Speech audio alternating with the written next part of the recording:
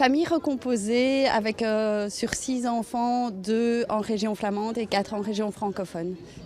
Alors pour ma part, 2 enfants, Victor qui est ici à Diabolo et Émilie à Mater-Dei, donc 2 communautés différentes. Pareil, 2 communautés différentes. C'est déjà la 2e rentrée des classes pour ses parents. Dans cette commune à facilité, on suit le programme francophone, mais le calendrier flamand. Je trouve ça aberrant dans un si petit pays, avec une frontière linguistique qui est... avec des enfants qui sont dans les 2 systèmes. Je ne comprends pas comment on n'arrive pas à s'entendre et arriver à des décisions communes.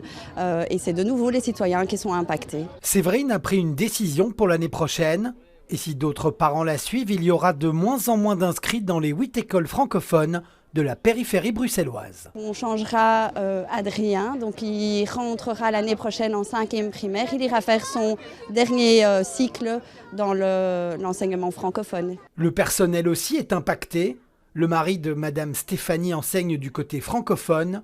Le nouveau calendrier va déstabiliser l'équilibre familial. On a mauvais choix, on a attention.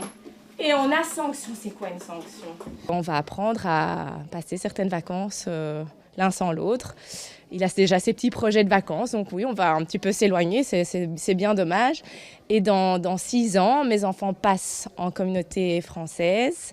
Moi, je reste toujours en communauté flamande, donc là, je vais me retrouver toute seule. 2 communautés, 2 calendriers. Pour certains parents, ce surréalisme à la belge ne peut plus durer. Il faut dépasser ces modèles de réseau, de langue et de rassembler les enfants. Donc oui, j'appelle à prendre cet élément comme une opportunité pour repenser l'école.